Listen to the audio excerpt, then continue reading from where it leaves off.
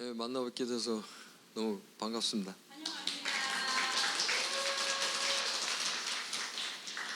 얼굴이 환하시네요. 은혜가 충만합니다. 저는 방글라데시 선교사로 간 지 12년 정도 됐고요. 선교사로 갔는데 제가 보니까 선교사가 아니었어요. 이 복음을 알기 전까지는 제가 선교지의 관리자로 살았던 것 같아요. 제 입으로 예수가 그리스도이시라고 복음을 전하지도 않았고, 제 아내가 전하는 복음을 뒤에서 도와주고 설교를 만들어주고 하는, 방글라어로 만들어주고 하는 그런 보조 역할을 하는 사람으로, 학교를 관리하는 관리자로 그렇게 한 10여 년 살아왔습니다. 오늘 제목이 믿는 자는 복음을 말합니다. 정말 예수 그리스도를 내가 믿는다면 말해야 되는데, 제가 믿는다는 게 지식으로 머리로만 믿었던 것 같아요. 심령으로 믿지 않고 정말 심령으로 예수 그리스도를 믿어야 그 심령에서 그 예수 그리스도가 어떤 분이고 나를 위해서 무엇을 하셨고, 내가 예수 그리스도 안에 있는 내가 누구인지, 무엇을 할 수 있는지, 무엇을 가지고 있는지를 분명하게 전할 수 있는데, 그게 제 안에 없었던 거죠. 저는 철저하게 율법적이고 도덕적이고 거기에 갇혀가지고 말씀보다는 율법에 묶여서 그렇게 정말 교회 장로로 또 선교사로 이렇게 살아왔습니다. 제가 이 복음을 만난 후로 정말 그리스도 예수 안에서 내가 누구인지, 정말 예수님이 누구인지, 예수님이 나를 위해서 무엇을 하셨는지, 그것을 제가 정말 내 심령에 담게 됐습니다. 그런 후로 저는 자신 있게 복음을 전하는 자로 변했죠. 아멘. 로마서 10장 9절로 10절 말씀, 내가 만일 내 입으로 예수를 주로 시인하며 또 하나님께서 그를 죽은 자 가운데서 살리신 것을 내 마음에 믿으면 구원을 받으리라. 사람이 마음으로 믿어 의에 이르고 입으로 시인하여 구원에 이르느니라. 아멘.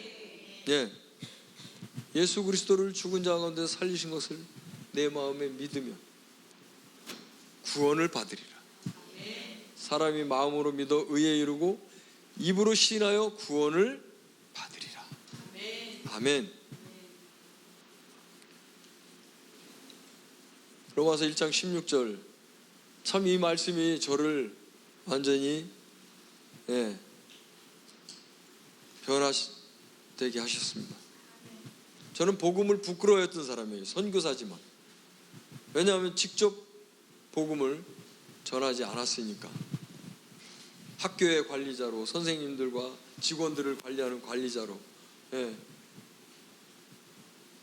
함께 예배드리고 함께 했지만, 정말 예수가 그리스도시라는 것을 내 입으로 자랑스럽게 말하지 않았어요. 제 아내는 정말 대단해요.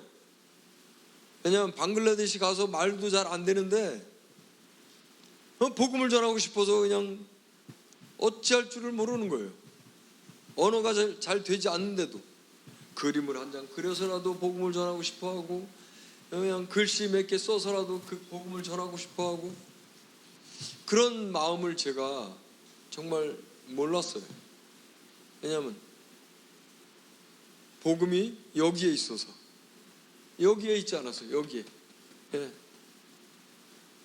정말 지금 와서 제 아내에게 또 참 말하지만 정말 하나님이 얼마나 사랑하시는지, 예, 예. 복음을 전하는 아내를 제가 바라보면서, 아니 언어도 제대로 안 되는데 왜 저렇게 말을 하려고 하지? 하고 비웃었던 그런 저를 향해서 하나님이 하루는, 나는 그래도 내 아내가 너보다 더 이쁘다 그러시더라고. 예. 말을 잘 못하지만 그래도 나를 증거하려고 하는 그 모습이 너무 이쁘다 그러시더라고. 예. 내가 이 복음을 부끄러워하지 아니하노니 이 복음은 모든 믿는 자에게, 믿는 자에게요, 믿는 자에게. 머리로 아는 게 아니라 믿는 자에게, 심령으로 믿는 자에게 구원을 주신 하나님의 능력이 됨이라. 네, 우리가 예수 믿고 천국 가는 것뿐만 아니라 우리의 모든 삶의 영역에서, 예, 재정에서, 건강에서, 관계에서 구원을 주시는 하나님의 능력입니다. 예수 그리스도께서 부유하신 자로서 가난하게 되신 것은 나를 부유케 하기 위함이라. 예, 나 부자가 됐어요. 정말 부유한 자가 되었어요. 너무 가난해서, 어릴 적부터 너무 가난하게 살아가지고 정말 돈에 매이고, 예? 옛날에 그 자린고비라고 얘기 들어보셨나요? 자린고비? 고기 매달아 놓고 맨날 밥 먹을 때마다 쳐다만 보는 자린고비. 예, 그런 사람이었었는데, 그렇게 가난하게, 마음이 가난하니까 어쩔 수가 없죠. 가난한 사람이었는데 예수님이 나를 위해서 부유한 자로서 가난하게 되셨다는 거예요. 나를 부유케 하기 위해서. 예, 나는 부유한 자가 되었습니다. 예, 정말 그리스도 예수 안에서 내가 누구인지를 알았습니다. 예, 나는 부유한 자가 되었고 하나님의 의가 되었고 거듭난 새 영이 되었고 하나님의 본성에 참여한 자가 되었고 내 안에 영생을 가지고 있습니다. 아멘. 이 얼마나 부유한 자가 된 거예요. 세상을 다 가진 자가 되었죠. 아멘. 근데 이 좋은 복음을 안 전할 수가 없잖아요. 아멘. 네. 제가 오면서 책을, 차 안에서 오늘 버스를 타고 와서 책을 좀 읽었는데 거기에 이런 말씀이 있어서 함께 좀 잠깐 나눴으면 좋겠어요. 저는 간단하게 하고 끝낼게요. 왜냐하면 제 아내가 할 말이 많아요. 네, 사역 보고도 할 말이 많고, 네, 대부분의 그리스도인들이 성실함에도 불구하고 약한 것은 그들이 그리스도 안에서 누구인지 무엇인지에 대해 고백하는 것을 시도해보지 않았기 때문입니다. 바로 저의 모습을 얘기해 주는 거예요. 예, 바로 제가 성실하고 신실하다는 소리를 많이 들었거든요. 예, 근데 약했어요, 믿음이. 예, 그리스도 안에서 누구인지 무엇인지에 대해 고백하는 것을 시도해보지 않았기 때문입니다. 그들은 하나님이 어떻게 그들을 보고 계시는지 발견해서 그것을 고백해야 합니다. 사람이 보는 내가 아니라 하나님이 나를 어떻게 보시는지. 하나님이 하나님의 형상대로 나를 창조하셨잖아요. 그죠? 창조하시고 나에게 복을 주시고 생육하고 번성하고 땅에 충만하고 땅에 있는 모든 것들을 정복하고 다스리라. 다 이건 네 거야. 하나님이 나를 이렇게 보셨는데 나의 죄를 대신해서 예수 그리스도 십자가에 못 박혀 죽게 하셨는데 이게 난데 나를 내가 제대로 보지 못했던 거죠. 여전히 혼적인 영역에서 나를 바라보니까 나는 약하고 나는 무능하고 나는 아무것도 할 수 없고, 그렇지만 하나님이 나를 보시는 하나님의 형상대로 하나님의 것을, 모든 것을 다 나에게 부어주셔서 하나님의 자녀가 되게 하셨잖아요. 하나님의 자녀의 권세를 주셨는데 그 권세를 하나도 못 누리고 살아가는 그 약한 모습을 가지고 있었던 거죠. 이제는 새로운 피조물이 되었습니다. 이전 것은 지나갔습니다. 예, 정말 보라 새 것이 되었습니다. 예, 방글라데시에서 제가 이 복음을 만나고 새가족반 책을 번역해서 그 책으로 우리 기숙사 아이들과 우리 학교 아이들과 나누면서 정말 놀라운 역사가 일어나고 있어요. 이 복음의 강력함을 제가 누리고 있습니다. 고맙습니다. 감사합니다. 아유, 저희 남편이 이렇게 바뀌었어요. 새로운 피조물 복음을 만나고 이렇게 바뀌어가지고, 전에는 또 할 거야, 또 그렇게까지 해야 돼, 늘. 그래서 이제 정말 저는 한국에서 그 어린이 전도협회 교육을 받고 그 선생님들 교육을 하다 갔어요. 그래서 이 전도는 아주 그냥 이 마음이 하고 싶어서, 전도를 안 하면 마음이 답답해. 나는 답답하고 뭔가 불편해 내가. 그런데 전도를 하면 나는 다 잃어버리고 막 살아나. 이렇게 물 안 주면 화초가, 제가 눈이 화초가 이렇게 시들다가 물 주면 반짝 살아나는 거 있잖아요. 그것처럼 저는 전도를 하면 그랬어요. 나도 그렇고 듣는 사람도 그렇고. 그러니까 이게 우리는 여기서 나는 방글라데시 가도 나고, 여기서 나는 미국 가도 나더라고요. 이게 방글라데시 가서도 똑같이 그렇게 사는데, 남편이 계속해서 또 할 거야, 이제 그만해, 늘 이러니까 이렇게 잡아당기니까 너무 힘들은 그것 때문에 우리가 참 많이 싸우고 그랬어요. 근데 정말 이 세피복음을 만나고 저희 남편이 변화됐습니다. 지금은 어떻게 해서도 자기가 설교하려고, 맛이 이거구나 이래요. 복음 전하고 오면서 전하는 맛이 이거네, 이렇게 맛을 알아가고 있습니다. 그것이 얼마나 감사한지. 복음 전하는 것도 감사하지만 저희 부부가 변화된 것이 더욱 감사합니다. 지금 이제 13년 차인데요, 12년 지나고. 그런데 진짜 우리가 변화되지 않고 거기서 복음만 전하고 그만뒀다면 무슨 유익이 있어요 우리한테, 그렇잖아요. 근데 이제는 참 우리가 변화됐다, 이 복음을 통해서 우리가 변화됐다고 고백할 수 있으니 이것이 가장 큰 은혜입니다. 가장 큰 능력이고. 저는 늘 빌립보서 2장 13절, 너희 안에 행하시는 이는 하나님이시니 자기의 기쁘신 뜻을 위하여 너희에게 소원을 두고 행하게 하시나니. 이 말씀을 방글라데시 가서 실질적으로 경험하고 살았어요. 우리에게 소원을 주시는 하나님은 그 소원을 이루어 가시는 분이시더라고요.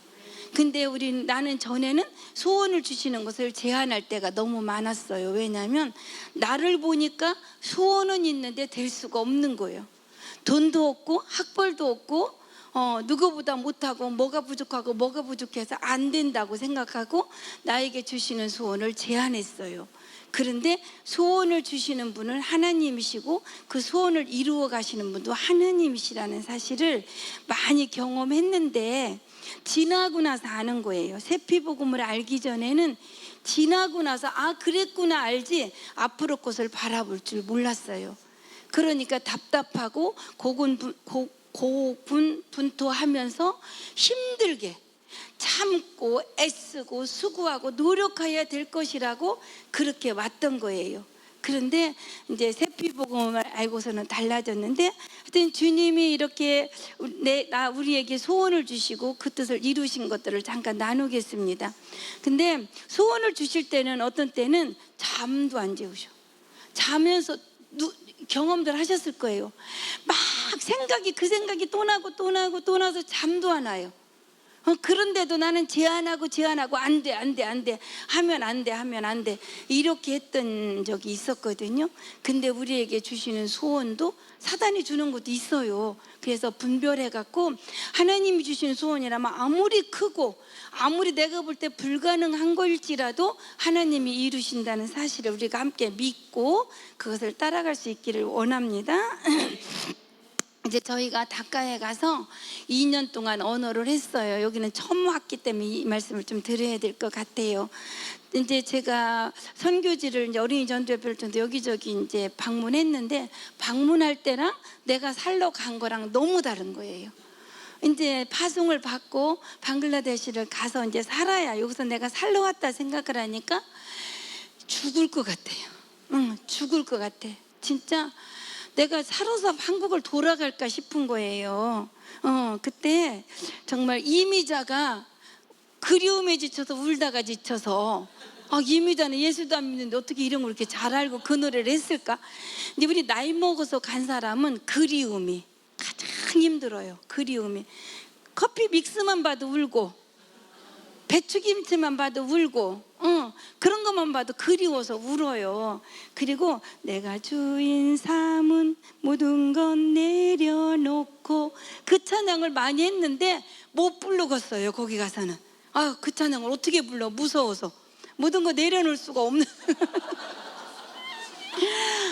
진짜 죽을 것 같아서요. 저는 1년은 안 되는데 거의 8개월 10개월 동안 밤새 울었어요. 밤새 울고 나면 새벽에 속이 미식미식거려. 미치는 것이 이래서 미치는구나. 속이 미식미식거려요. 막 느글느글하고 토할 것 같아. 막 밤새 울고 잠 못 자고 나면 그리워서, 모든 것들이 그리워서, 커피 함께 만나서 이야기하고 차 한잔 마시는 게 얼마나 좋은 건지 우리 알아야 돼요. 순모임 빠지지 말고 함께 만나고 또 만나고 또 만나야 돼요. 얼마나 그것이 자유롭고 좋은 건지. 그때 그런 것들이 그리워서 내가 미칠 것 같은 그런 마음을 가진 적이 있습니다. 그러다가 1년 만에 한국 오는데 짐을 다 싸서 정리해 놓고 왔어요. 어떤 선교사님 한 분한테 연락하면 이분이 다 나눠 가질 수 있기 좋게, 그리고 편도로 왔어요. 다시는 못 올 것 같아가지고. 그래서 와서 이제 우리 둘이 이랬어요. 1년 만에 선교 그만둔다는 너무 창피하니까 산속에 가 숨어 살자. 숨어 살 망정 거기는 다시 못 갈 것 같아요. 그래가지고 이제 둘이 기도원에 가 거의 살았어요. 그랬는데 기도원에 가서 계속 기도하고 있다 보니까 어느 날 가고 싶은 마음이 들어서 이제 또 편도로 끊어갖고 그때 끊어놓고도 날짜가 돼서 마음이 안 바뀌면 안 가기로 그랬는데, 진짜 그때 막 가고 싶은 마음이 드는 거예요. 그래서 어디요? 중국 공항에 가서, 태국인가 중국이죠? 공항에 가서 나는 거기가 한쪽에 가서 잔미주 할렐루야 잔미주 할렐루야, 한쪽에 남편은 그때는 1일 비자를 받았거든요. 그때 난 한쪽에 가서 노래 부르고 있었어요. 너무 기쁨으로 가서. 그래, 그때가 진짜 내가 파송 받고 간 것 같아요. 그때 가서 이제 주님이 나를 이곳에 보내셨다는 마음이 확신이 드니까 그때서부터 어떤 어려움도 흔들리지가 않았어요. 우리 삶 가운데 어떤 상황이 있더라도 주님이 알고 계시고 주님이 허락하신 상황이다, 주님이 일을 해결하셨다라는 확신을 가지면 우리 흔들리지 않아요. 제가 그 후로 흔들리지 않았어요. 방글라데시 사는 것에 대해서. 그러다가 2년 언어 하고서 이제 누구 소개로 학교를 인수받게 되었어요. 근데 이 학교가 갔을 때 초등학교가 이런 상황이었어요. 목사님, 사모님 이 학교는 못 보셨지요? 이런 상황이었고, 학교는 한 땅을 한 3,000평 좀 안 되게 차지하고 있어요.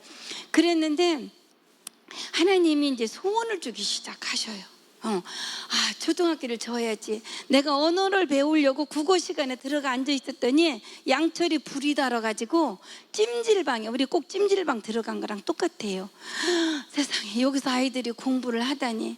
그래가지고 선생님들하고 조회 시간마다 기도를 하는 거예요. 우리 학교를 주세요, 학교를 주세요. 소원을 가지고 소원을 잡고 기도하는데 하나님께서 여기저기서 조금씩 후원을 주시는 거예요. 이 사진을 보고, 지금은 이 사진을 잘 안 쓰는데 보고 주시는 거가 거의 반 정도가 됐어요. 학교 지을 돈. 근데 부담스러운 거 갖고 있기가, 일단 시작하자고 시작했는데 슈퍼리어 재단, 그 함경진 목사님 그 기념 행사하는 데서 우리를 상을 준다고 오라는 거예요. 이 학교 지려고 흙을 삽을 퍼서 뜨는 날, 그날 연락이 왔어요. 그래 와서 거기 와서 상도 2천만 원 받고 이래가지고 학교를 짓게 하나님이 하셨어요. 소원을 주시고 하나님이 하셨잖아요. 또 그래서 이렇게 져갖고 이제 2층 건물이 되었습니다. 그리고 그 안에 이제 학교 안에 이제 그 교회 안에서 초등학교 애들 예배드리고 사진 찍은 장면입니다. 그 안에 유치원이 있습니다. 유치원도 뭐 유치원 아이들이 막 길에서 그냥 막 뛰어노는 거예요. 배움이 없어요. 어른들도. 그러니까 그냥 막 흙에 막 이 몸을 막 다 묻히고 뛰어노는데, 저희들 저렇게 놀게 하면 어떡해. 유치원에서 가르쳐야 되는데 막 소원을 또 주시는 거예요. 그래갖고 아까 그 쓰러져 가는 그 양철에다가 아침에 자리도 없어갖고 이 애들 수업하기 전에 자는 애들을 깨우다가 유치원을 시작했는데, 이제 새로 지은 교실을 쓰면서 아이들이 유치원에서 공부하게 되었고요. 유치원 아이들. 근데 여기는 하이스쿨이 또 2층으로 이렇게 되어 있어서 하이스쿨 아이들. 위에 써 있는 것은 배우기 위해서 입학하고 섬기기 위해서 졸업하라, 이렇게 써서 우리 아이들은 이 모토를 다 외우고 있습니다. 기숙사가 또 이렇게 밖에 있었어요. 근데 기숙사가 요 한 칸에 28명 30명 넣고 있는데, 지벼룩 있잖아요. 지희가 바글바글 해갖고 아이들이 물려서 밤에 잠을 못 자고 운동장에 와서 막 뛰어다니고 괴성을 지르고 다녀요. 그래 한날 여기도 막 하나님 소원을 주시는 거지. 이걸 져야 돼요. 하나님, 왜 이 기숙사를 해놓고서 이렇게 마음 아프게 하시냐고.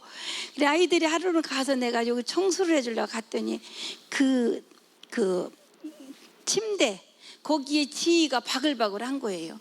저는 어려서 지희를 물려봤어요. 그렇기 때문에 얼마나 아픈지 알아요. 그래서 거기 앉아서 내가 땀과 함께 철푸대기 앉아서 막 엉엉거리고 울었어요.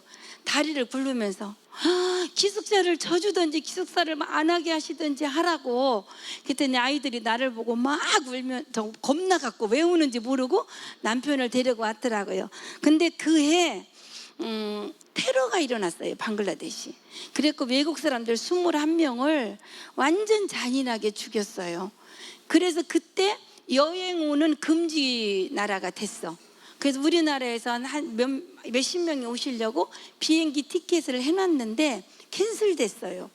그래서 그해 이제 우리가 한국에 왔더니 그 교회에서 우리를 불러서 우리가 이렇게 캔슬된 돈이 한 600만 원인가 얼마 됐어요. 이걸 가지고 가서 기숙사를 시작해달라고 부탁하시더라고요. 진짜 그때 울면서 내가 하는 기도가, 하나님, 한국에서 몇 팀이 오면 한 번에 한 4천만 원씩도 깨진다는데 오지 말고 기숙사 좀 져주지요? 막 그랬어요. 근데 그 이야기를 아무한테도 안 했어요. 남편한테는 했는지는 제가 모르겠어요. 안 했어요. 그렇게 기도하고 나도 잃어버렸어요. 그랬는데 그해 진짜 거기 오려고 비행기 티켓 해놨던 돈이 캔슬돼 갖고 기숙사를 짓게 돼 가지고 지금 이렇게 저 안에서 저희들도 아이들하고 함께 지내면서 이 아이들을 신앙교육을 잘 하고 있습니다. 이 아이들이 아침 저녁으로 이렇게, 여기는 이제 초등학교 아이들이 일주일에 한 번씩 교회 안에서 예배드리고, 여기 기숙사 아이들이 이렇게 아침 저녁으로 예배를 드리는데, 이 아이들은 저 먼 곳에서 아주 가난하고 진짜 약하고 약한 아이들이 옛날 이렇게 딱던 아이들이 와가지고 이제 오면은 이제 바로 예수님을 영접하고 아침 저녁으로 하나님 말씀을 계속 들으면서 이 아이들이 이제 5년 같이 살면서 고등학교 1학년까지 지내요. 그러면 이제 좀 멋있는 아이들 크리스찬으로 바뀌어서 고등학교로 이제 딴 학교로 가게 됩니다. 그렇게 하면서 또 소원이 생기기를, 동네 아주머니들이 맨날 따뜻하면 거기 가서 이잡고 앉아 있어요. 이 가난한 나라들이 바쁘지가 않아요. 할 일이 없어요. 그래서 더 가난하겠지요. 그래서 저분들에게 복음을 전해야 되는데 저분들한테 복음을 전해 주는데 소원이 막 또 생기는데, 그 동네 아주머니 한 분이 우리한테 와서 우리도 저 아이들처럼 춤추고 예배 좀 드리자는 거예요. 그러니까 다 하나님이 하십니다. 소원을 주시고 저는 선명해요. 예. 그래서 동네 아주머니들을 모여서 예배를 드리는데 춤추자 그랬잖아요. 그래서 이분들하고 춤춰요. 예수님이 좋은 걸 어떻게 합니까? 뭐 이런 거, 하나님을 아버지라 부르는 사람은 뭐 복이 있으리라 이런 걸 막 이 국거리 장단 노래를 하면서 이분들하고 춤을 추면서 예배를 드리는데 이제 지금은 상당히 많이 이분들이 믿음에 서가요. 그리고 정리도 되더라고요.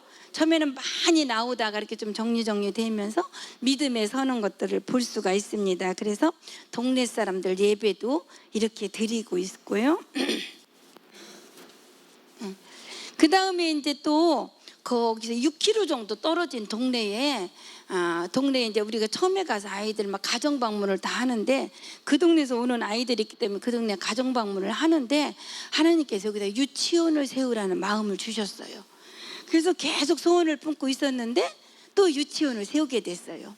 그 동네에다 집을 하나 얻었어요. 양철집을 얻어가지고 유치원을 세워서 17명인가 시작했는데 유치원을 하다 보니까 자동적으로 복음이 전해지고 동네 아이들이 다 예배를 드리는 거예요. 안디 동네 가보셨지요? 예. 그랬는데 어느 날 예배를 드리고 나오는데 동네 아주머니들이 마당에 다 앉아 있어요. 거기도 또 그러는 거, 우리도 좀 예배를 드리자는 거예요. 그래서 그때 제가 이렇게 했어요. 나도 원하지만 동네 사람들이 모두 원하면 하지만 원하지 않으면 나는 안 한다. 그랬더니 자기네 동네 사람들이 다 원한다는 거예요. 그래가지고 또 동네 사람들이 이렇게 예배를 드리는데 제적 인원이 90명이에요. 어른들이 이 동네는. 그래가지고 손님들이 오시면 이제 안에 못 들어가고 마당에서 하게 돼요. 이렇게 많은 분들이 예배를 드리는데 그냥 드리는 게 아니라 너무 복음을 잘 받아들이세요. 응, 아멘, 아멘. 이 소리가 그분들 속에서 막 나오는 거예요. 그러니까는 자꾸 바빠지고 힘들어지는데 복음 전하는 힘은 굉장한 능력이에요. 힘이 내 속에서부터 샘솟게 올라와요. 복음 전하면. 이 안에를 들어갈 때는 바깥에 앉아서 엄두가 안 나요. 한참 더울 때 저 안에를 어떻게 또 들어가지? 근데 들어가 딱 서면 다 잃어버려요. 복음 전하는 동안에는. 그러니까 하루 종일 저는 더울 때 샤워 안 하기로 결단해요. 그냥 난 오늘 땀 흘리고 살겠다고. 모든 것은 내 마음으로 결정하는 대로 되어지는 거예요. 나는 오늘 땀 흘릴 거다. 샤워 안 할 거다. 젖으면 또 마르고, 잘 마르니까요. 젖으면 또 마르고, 애들도 냄새나고 나도 냄새나고, 저녁이 자기 전에 샤워하고 빨리 자면 돼요. 얼음이라도 끌어안고 자면 되는데 저는 막 샤워하고 그러면 땀 안 흘리려고 막 이렇게 맘먹으면 더 고통스럽더라고요. 그래서 이 동네에 이제 복음이 이렇게 전파돼서 동네 아이들, 동네 어른들 다 예배를 드리게 되었습니다. 그러다가 또 그 도리잘라라는 동네, 그 동네 지도자들이 우리를 찾아왔어요. 와서 우리 동네도 좀 혜택 좀 달라. 우리 동네에 와서 유치원을 해주고 이렇게 복음을 전해달라는 거예요. 근데 저희가 그것을 들은 척도 안 했어요. 왜냐하면 우리 둘이 하는 소리가 일만 들지 말자고, 일을 더 만들지 말자고, 우리가 더 감당 못한다고 그랬는데도 하나님이 하게 하셨어요. 그래가지고 이 동네 가서 또 동네 아이들 데리고 유치원을 시작했는데 동네 아이들이 다 예배를 드리고 이 동네도 또 동네 아주머니들이 이렇게 예배를 다 드려요. 그런데 이제 아주머니들만 주로 드렸는데 저희 남편이 이렇게 새롭게 변화되면서 이제 남편의 눈이 열어진 게 동네 아저씨들을 보게 돼요. 그래서 동네 아저씨들이 들어오지 못하고 찌웃거리는 게 이제 저희 남편에게 소원이 생겼어요. 그래서 이제 이번에 가면 그 일들이 또 역사가 일어날 것을 분명히 바라봅니다. 믿음으로. 그것은 제가 할 수 없는 일이었는데 남편을 통해서 또 하나님이 지금, 그래서 저 이렇게 남편 복음 전하고 내가 마무리할 때 보면 남편이 나가 없어요. 동네 아저씨들 만나고 다니는 거예요. 전에 정말 안 그랬어요. 아까 말씀하셨잖아요, 그죠? 복음을 전하지는 않았다고. 복음 전하는 일 도와는 줬어도 전하지는 않았다고 말했는데 이렇게 복음 전할 곳을 막 찾고 있습니다. 그래서 이 동네가 이렇게 복음이 전해졌습니다. 그러면서 저희들이 이제 여기까지 여기까지 이제 열심히 일을 하고 있는데, 이제 그래도 여기까지 하면서 어떤 막 건물도 짓고 이랬지만, 건물을 지었다고 해서 한 영혼이 더 구원받은 역사는 없어요. 건물이 지었다고 해서 복음 전하는 게 달라진 건 아니거더라고요. 그래서 우리가 건물도 지어야 되지만 건물 짓는 거하고 복음하고는 상관없다, 이런 것들을 깨닫고 있을 때, 그때 이제 이러면서 우리가 또 마음이, 이제 올해 69세거든요. 저희 남편하고 동갑이에요, 둘이. 근데 이제 나이도 먹고 그래서 이게 좀 정리해야 되지 않나, 이런 마음이 살짝 들어왔어요. 그에 이제 한국에 와서 저희들이 이제 이 새로운 피조물 복음을 만나게 됐어요. 그래서 청주의 한 목사님을 통해서 만나고, 그 다음에 이제 공조 목사님 통해서 이제 권혁구 목사님 부부를 만나게 되었습니다. 이분들 만나가지고 권혁구 목사님 부부가 그 새가족반 책 있잖아요, 수책자. 그것을 바쁜 중에 저희들을 해서 방글라데시 가게 해주셨어요. 그래서 목사님 부부하고 새가족반 그 책을 공부하고 방글라데시를 갔는데 저희들이 바뀌었어요. 뭐가 바뀌었냐면, 제가 늦게 갔어도 복음을 전해야 되겠다는 생각 때문에 설교를 늘 준비했거든요. 그래서 설교 준비한 게 많았어요. 그리고 내가 설교하는 것을 계속 가르치고 내가 배워왔기 때문에 그 방법으로. 근데 그 안에는 죄를 꼭 넣어줘야 돼요. 죄를 지적해줘야 돼요. 우리는 죄인이다. 죄란 이런 것이다. 죄는 말과 행동과 생각이다. 또 실질적으로 예를 들어서 거짓말한 거, 뭐 이런 것들, 실질적으로 도적질한 거, 이런 것들을 우리가 예를 들어서 꼭 넣어야 됐어요, 그 복음에는. 그래서 내가 가서 전하려고 보니까 전에 해놓은 설교 그런 방법은 절대로 내 마음에서 허락이 안 되는 거예요. 전할 수가 없어. 죄의식을 계속 심어주면 죄에서 벗어날 수가 없다는 걸 알았잖아요. 새가족반 새로운 피조물을 통해서 나는 이제 더 이상 이것을 전할 수가 없다. 그러면서 보니까 아이들이 이렇게 이제 그때는 이런 걸 보이더라고요. 아이들이 이제 코리안 매담이거든. 매담이 원하지 않는 것을 할 때는 야야 코리안 매담아 막 이러는 거야. 왜냐면 죄의식을 계속 심어주니까 잘못한 것을 안 들키려고, 그 죄를 숨어서 짓게 만드는 거더라고요. 자유하지를 못하게 했더라고요. 그래서 그때서부터 복음을 전할 수가 없었어요. 그래서 이정선 사모님이 그 유치원 자료, 그 믿음의 반석으로 주일학교자로 12월 달까지 한 책을 사서 주셨어요. 거기서 이제 내가 설교를 만들어서 복음을 전하게 되었습니다. 그러면서 이제는 우리는 이 새로운 피조물을 아이들한테 꼭 전해야 되겠는데 언어가 돼야지요. 그래서 이제 방글라데시 이제 언어 잘하시는 한국 문화원 하시는 선교사님한테 이것 좀 번역해 달라고 부탁을 했는데 이 선교사님이 해주시겠대요. 근데 그분이 그때 한국에 와서 가난 말기로 지금 이제 거의 오늘 하고 계시거든요, 한국에. 그러니 어떻게 부탁할 수가 없는 상황이잖아요. 그래서 남편이 그것을 2달 반 동안 만들게 되었습니다. 이 책을 방글라로 이렇게 만들게 되었는데, 우리가 할 수 없다고 생각하는 것은 하나도 없어요. 할 수 없어도 나에게 주어지는 것들이 있으면 그것들은 나는 한다고 고백하고 말하고 시작하면 성령님이 하셔요. 분명해요. 그렇죠? 소원을 막 주시니까 시작했는데 저희 남편이 2달 반 걸쳐서 이 책을 번역했어요. 번역하고 그때 목사님하고 사모님이 계셨는데 그분들하고 먼저 이 책을 했어요. 이제 교정해가면서 책 만들기 전에 복사해가지고. 그랬더니 이분들이 또 배운 분들이라 교정을 잘 해주시고, 책 만들기 전에 우리 기숙사 아이들 대표를 불러서 한번 하고, 대표들이 또 아이들한테 잘 가르칠 수 없지만 지금까지는 듣기만 했지 남에게 전해보지 않은 아이들에게 전해보도록 했어요. 그런 다음에 이 책을 만들고 나서 우리는 업그레이드 됐습니다. 방글라 언어도 신앙 믿음도 우리의 삶도. 우리가 어려서 못한다, 나는 못해요 안 해요라는 말을 하지 말아야 되겠더라고요. 나한테 주어지면 그것은 주님이 하시겠다는 것이고, 내가 그것을 해냈을 때 나를 업그레이드 시키려고 하나님이 주신 것이라는 것을 분명하게 알 수가 있습니다. 그래서 이 책을 만들고 이 책을 500권 해갖고 지금 몇 권 안 남았어요. 요번에 가면 1000권을 더 하려고 그래요. 왜냐하면 선교사님들이 사역하는 곳에도 가서 전하려고요. 지금 한 곳에서 우리를 초청하고 계시거든요. 우리가 시간이 없어서 못 간 거지. 그래서 이제 우리가 이제 교육시킨 아이들 데리고 가서 하려면 한 1000권을 더 다시 만들려고. 500권, 이게 어떻게 진짜 500권이 쓰여질까?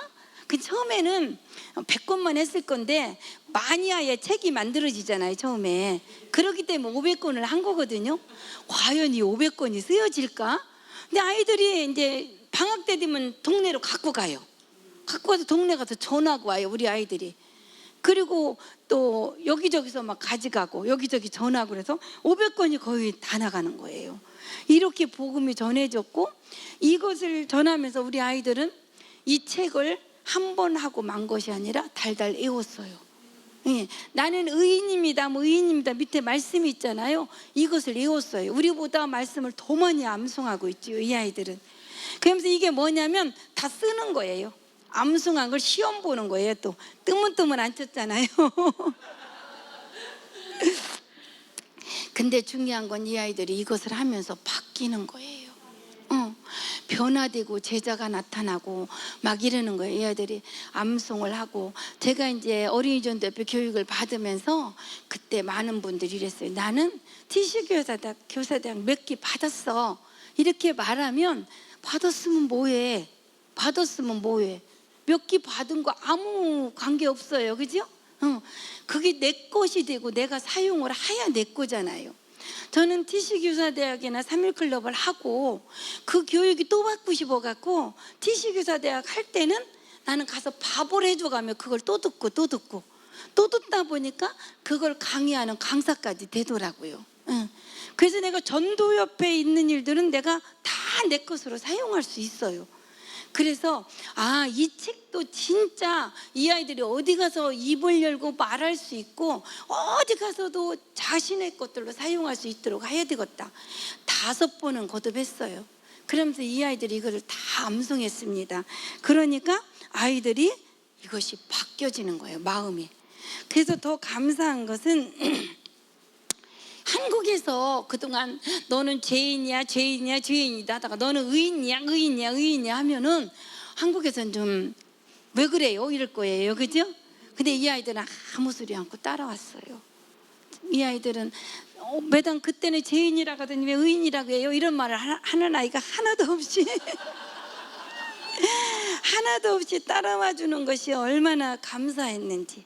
그래서 저번 날 저희 남편이 말씀하신 것처럼 새 포도주가 돼서 새 부대가 없는 아이들, 새 부대를 만드는 걸 가르쳐주면 이곳에 진짜 복음이 이제는 새로운 피조물이 정말 전파될 것을 기대하고 있습니다. 여기까지 하면서 이제 이렇게 건물 짓는 것도 중요하지 않다. 이제는 제자를 키워서 정말 사람을 낳는 제자를 키워야 되겠다. 이런 마음을 하나님이 계속 주시고 계실 때 또 문제가 또 하나 있는 거예요. 그때 이제 예수 사관학교를 하면서 이 말씀으로 하나님 은혜를 주시는 거 한번 같이 읽어볼까요? 마태복음 13장 44절.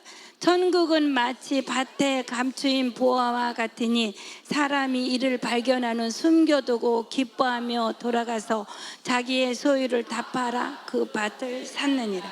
최순애 목사님이 이 말씀하실 때 난 처음으로 깨달았어요. 보물만 산 게 아니라 다 팔아서 그 밭을 다 샀다.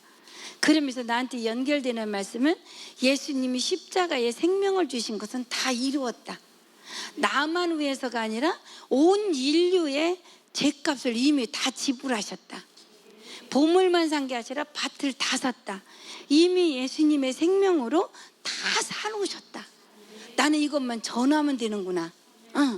그걸 깨닫고 보니까 내가 그동안 얼마나 책임감을 가지고 복음도 내가 전하고 변화도 내가 시키고 내가 잘해갖고 뭐를 하려고 그렇게 애쓰고 수고했고 짐을 졌다는 것이 벗어지게 되었어요. 주님이 이미 주님의 무엇이 아니라 생명으로 값을, 그 죄값을 다 지불해 놓으시고 사놓으셨어. 그게 나는 가서 이 사실을 전해만 주면 되는 거더라고요. 내가 변화시키는 것이 아니고 복음만 전하면 된다는 확신을 갖게 되었습니다. 그러다가 우리도 10년 가까이 우리 오른팔처럼, 요분이 목사님이고 요분이 초등학교 교감 선생님인데 요분이 부부예요. 이분들이 우리가 가는 곳은 언제나 같이 다니면서 노가 없었어요. 저분들이 말하면 우리가 예스, 우리가 말하면 저분들이 예스, 이렇게 하면서 늘 이렇게 함께 살다시피 했죠. 한 학교 안에서 이랬는데 이분들이 이제 연세가 되시고 시골로 자기 고향으로 돌아가야 될 상황이 됐어요. 그때 진짜 이제 어떡하지 그러면서 기도했는데 하나님이 기쁨을 주시더라고요. 야, 이들이 떠나면 그곳에 세피복음이 전해질 것이다. 그 생각을, 그 마음을 주시니까 다시 기쁨으로 바뀐 거예요.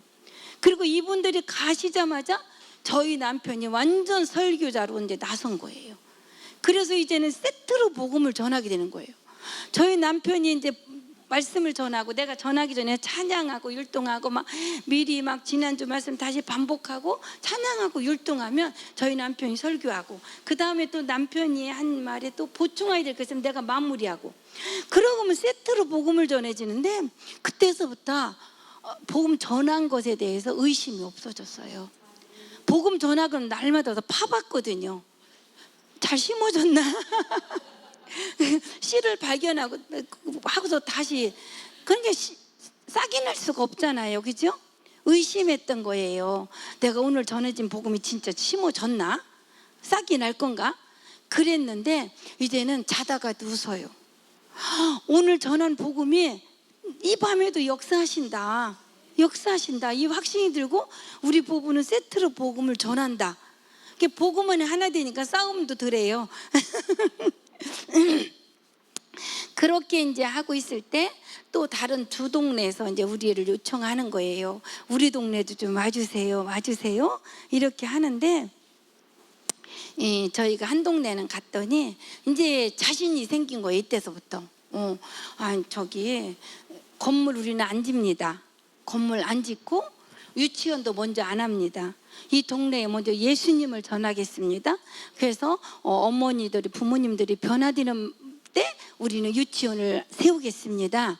그랬는데 한 동네는 갔는데 건물이 하나도 없대. 빈디가 없어서 안 된대.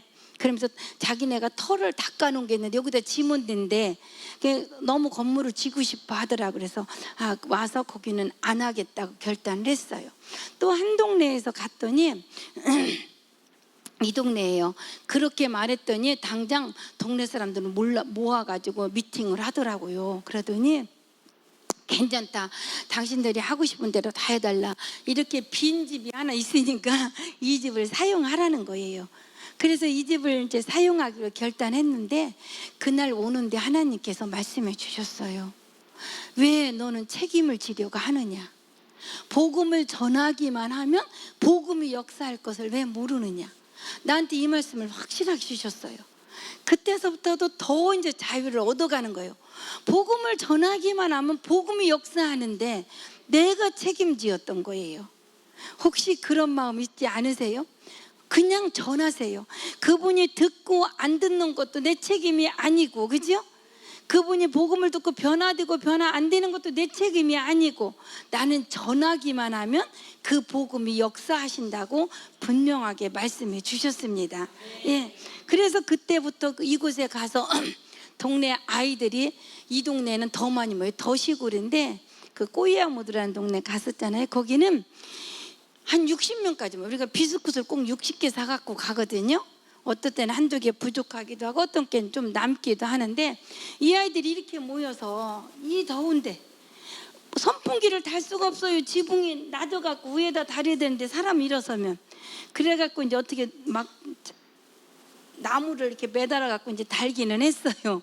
이런데 이 아이들이 덥다고 안 해요. 내가 덥다 그러지. 이 아이들은 와서 호박 드리는데 이 뒤에 좀 큰 여자아이들이 중학생들 좀 되는 아이들이 8명 정도가 와서 주일학교 예배를 드리고 나면 이 아이들이 안 나가요.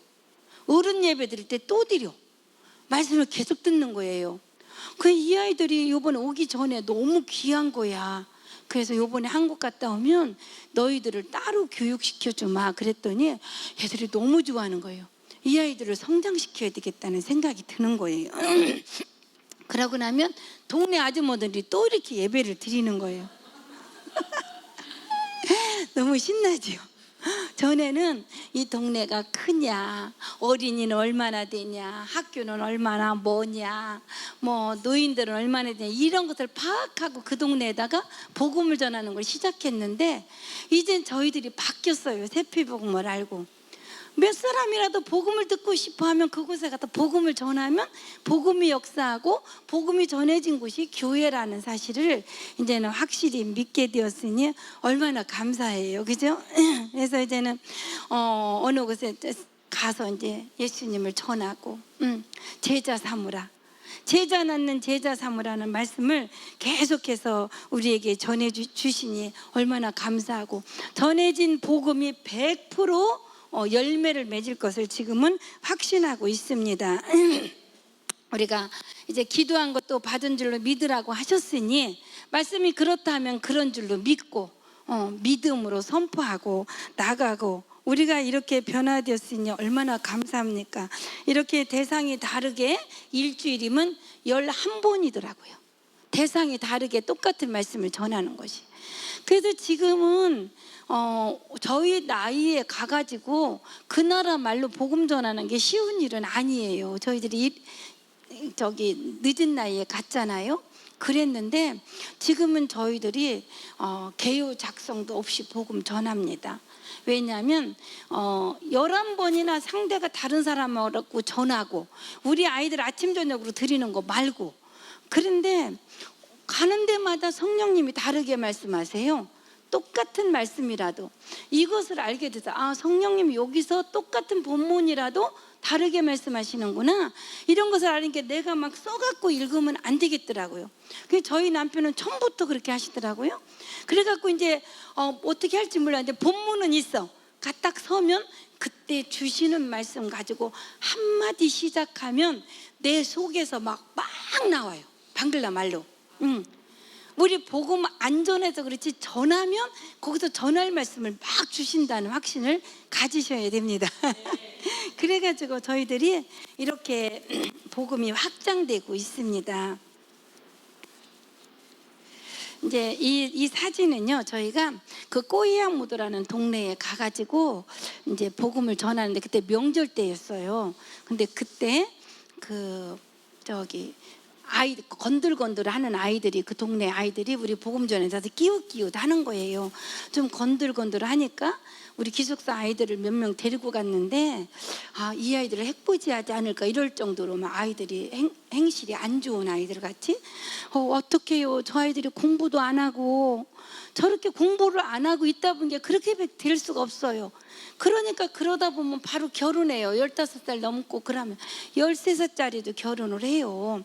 그래가지고 그 아이들을 바라보면서 어떻게 해요? 두려움도 있고 어떻게 해요? 이 마음도 있을 때 하나님께서 이곳에 이 부족이 와서 부족이 배워갖고 이 부족을 변화시키지 않고는 누구도 할 수 없다는 마음을 주셨어요. 가까이에서 공부 많이 하고 똑똑하고 잘난 사람들이 그 부족으로 해서 거기 들어오지 않거든요. 학교를 세운다고 해도 선생이 없는 거예요. 그 부족을 가르칠. 그래서 그 마음이 하나님이 뜨겁게 주시면서 이제 우리 기숙사 아이들이 5부족이 있어요. 이 5부족 아이들을 가르쳐서 그 아이들 부족으로 돌려보내야 되겠다.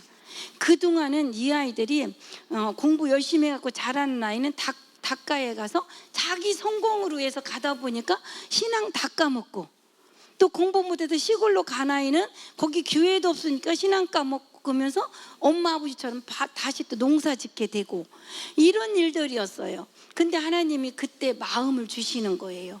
꼬이아모도도 그 만다이 고추 부족도 그 사람들을 지도해서 그 사람들이 복음을 전하게 해야 되고, 우리 아이들도 그 아이들이 도로지 부족으로 돌아가서 복음을 전하고 공부를 시키는 아이들로 해야 되겠다. 그날 와서 성령님 우리에게 주신 말씀을, 요 10명이 이제 졸업반 아이들이거든요. 시험을 앞두고 있는 아이들이라 이때 방학 때라 얘들만 안 가고 있었어요. 그래서 이 아이들하고 더워서 마당에서 예배를 드리면서 그날 성령님이 하신 말씀을 해줬어요. 너희들이 이제는 너희들만 위해서 공부 잘해서 훌륭한 사람 될 생각을 내려놔라. 이제는 너희들이 니네 부족으로 돌아가는 거다. 그랬더니 이 아이들이 그날 성령님이 하신 말씀이기 때문에 이 아이들이 이 말을 마음에 새겼어요. 그리고 요번에 10명이 지금 시험 보고 집에 갔는데 이 10명이 다 여기서 같이 살기를 원하는 거예요. 이제 여기서 신앙으로 더 다져져서 자기들이 부족으로 돌아가겠다는 결단을 하고 있습니다.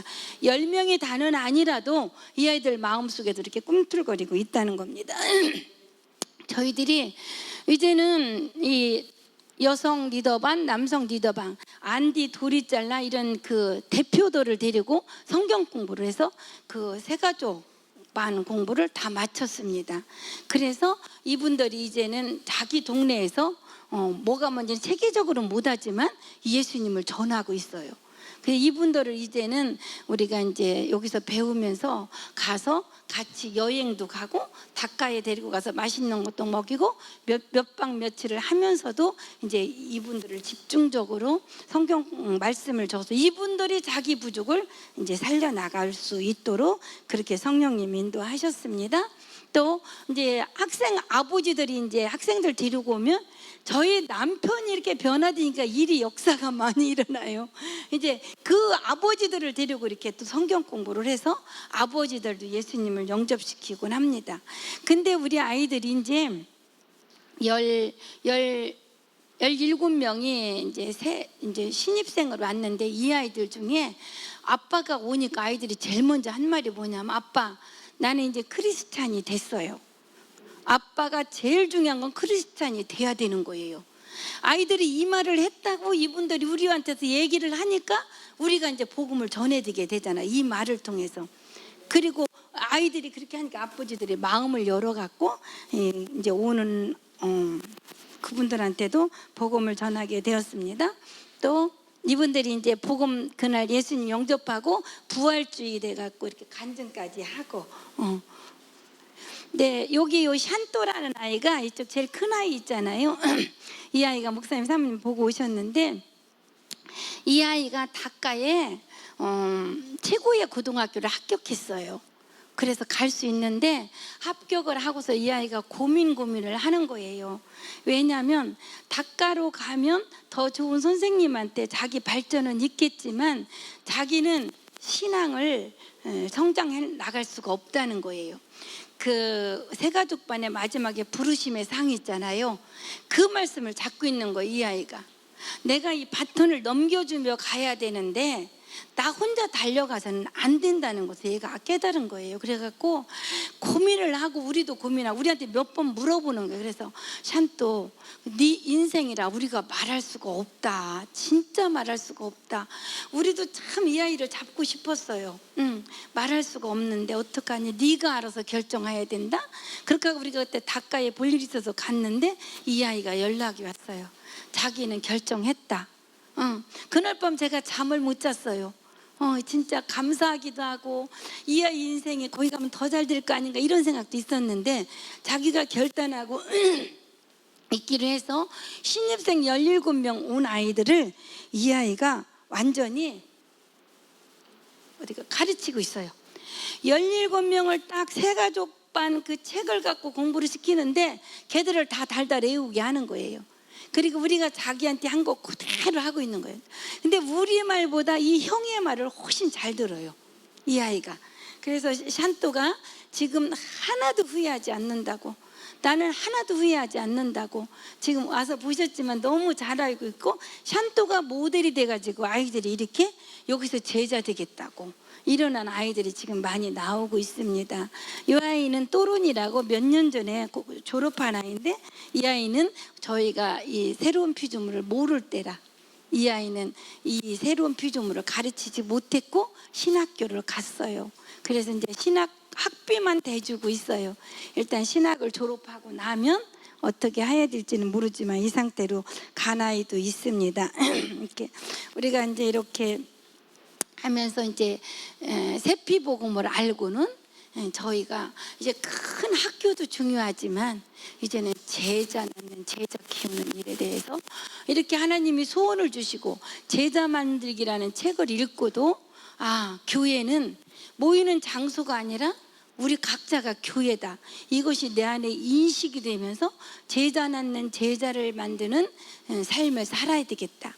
이제는 저희가 이 세피복음을 만나고 선교를 접어야 한다라는 생각이 이제 사라졌고, 이제는 더 새롭게 제자 낳는 제자를 만들어가는 일에 다시, 그래도 아까도 목사님께 말씀드렸지만 저희들의 삶이 3단계로 나누었습니다. 한국에서 예수님을 믿고 열심히 정말 열심히 했어요. 열심히 참고 또 노력하고. 근데 참고 노력하는 거하고 버리는 거하고는 다르더라고요. 근데 우리는 이제 새로운 피조물을 버려야 되잖아요.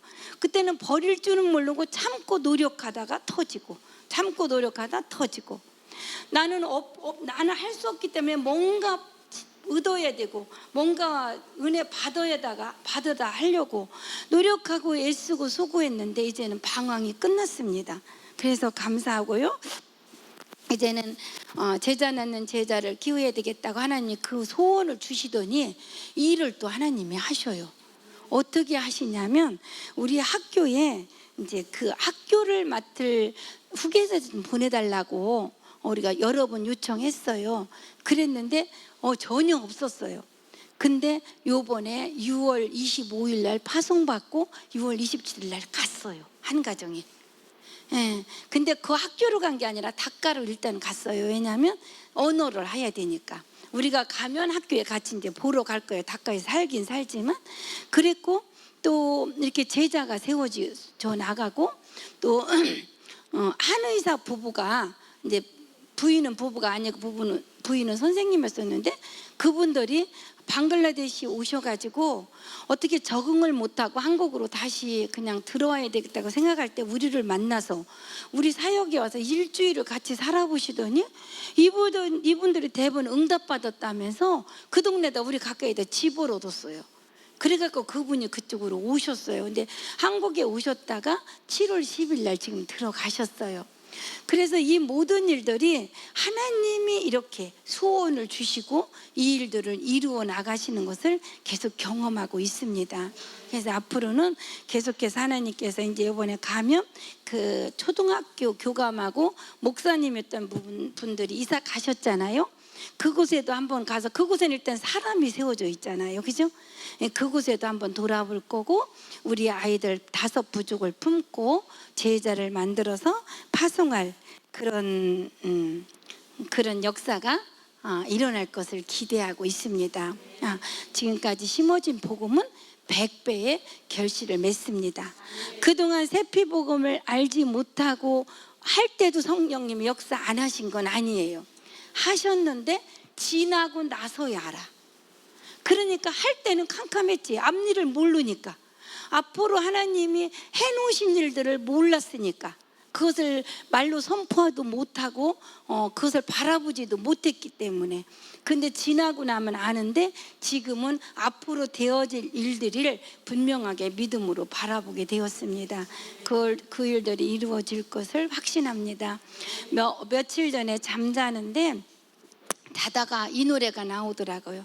우리 같이 이 노래 한번 하고 마칠게요. 복음을 심었습니다. 복음이 싹이 났네요. 복음이 자랐습니다. 100배 맺었습니다. 다시 한번요. 복음을 심었습니다. 복음이 싹이 났네요. 복음이 자랐습니다. 100배 맺었습니다. 아멘. 방글라데시에서 전해진 복음, 여러분들이 전해지는 복음은 심어졌습니다. 그리고 싹이 나고 100배 결실을 맺을 것을 확신합니다. 감사합니다.